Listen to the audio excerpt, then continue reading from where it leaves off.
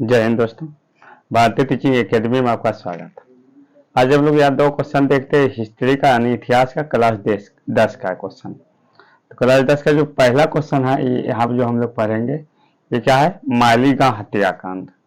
तो दो क्वेश्चन में पहला मालीगांव हत्याकांड और दूसरा है रासायनिक हथियार या नापाम क्या होता है। तो पहले समझ लेते हैं मालीगांव हत्याकांड। ये बहुत बार क्वेश्चन एग्जाम में पूछे गए हैं, क्लास 10 में दोनों क्वेश्चन। तो इसको हम लोग समझ लेते हैं मालीगांव क्या होता है। पहले मालीगांव हत्याकांड क्या था। तो दक्षिणी वियतनाम जो था ना, वहां एक गांव था माली नाम का। इस गांव में अमेरिकी सैनिक ने क्या किए थे, पूरे गांव को घेर लिया था और घेरने के बाद जो पुरुष थे उसको मार देते हैं और जो महिला और बच्चियां थी उसको क्या करते हैं, बंधक बना करके कई दिनों तक उसके साथ क्या करते हैं, दुष्कर्म जैसे व्यवहार, बलात्कार जैसे व्यवहार करते हैं। इसके बाद उसको भी फिर क्या करते हैं, गांव में मिला करके क्या करते हैं, उसको आग लगा देते हैं।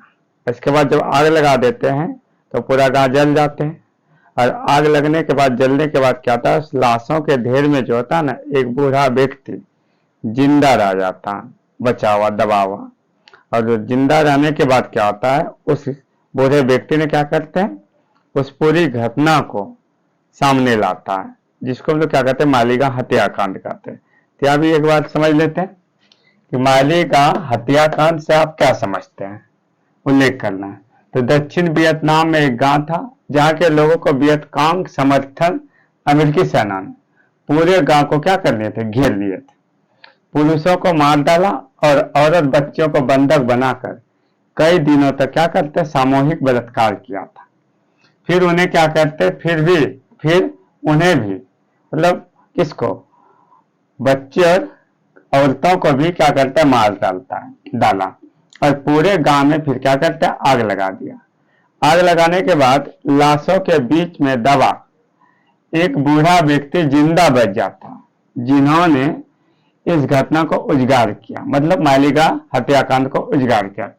इस घटना को ही हम लोग क्या कहते हैं, मालीगांव हत्याकांड कहते हैं। क्या कहते हैं, मालीगांव हत्याकांड।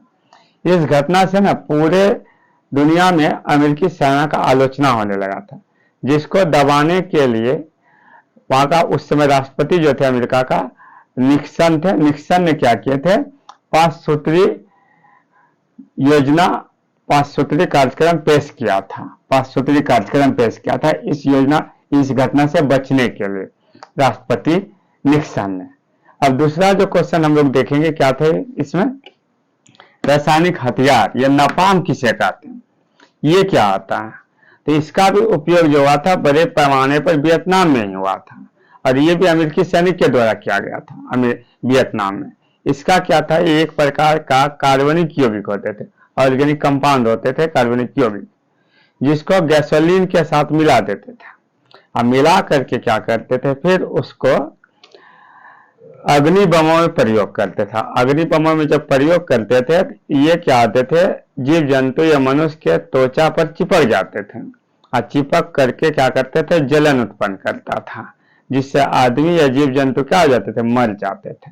इसका बड़े पैमाने पर उपयोग वियतनाम में हुए थे। तो यहाँ देख लेते हैं फिर एक बार क्या हम लोग कि रासायनिक हथियार या नापाम किसे कहते हैं। तो ये एक प्रकार का कार्बनिक यौगिक है जिसे अग्नि बमों में गैसोलीन के साथ मिलाकर एक ऐसा मिश्रण तैयार किया जाता था जो त्वचा से चिपक जाता था और जलन उत्पन्न करता था। इसका व्यापक पैमाने पर वियतनाम में प्रयोग किया गया था। मतलब ऐसा रसायन था जो त्वचा पर चिपक करके जलन उत्पन्न करते थे और इससे जीव जंतु क्या हो जाते थे, मर जाता था। इसका भी उपयोग बड़े पैमाने पर वियतनाम में ही किए थे, अमेरिका में। तो दोनों क्वेश्चन क्लास 10 में बहुत बार पूछे गए हैं।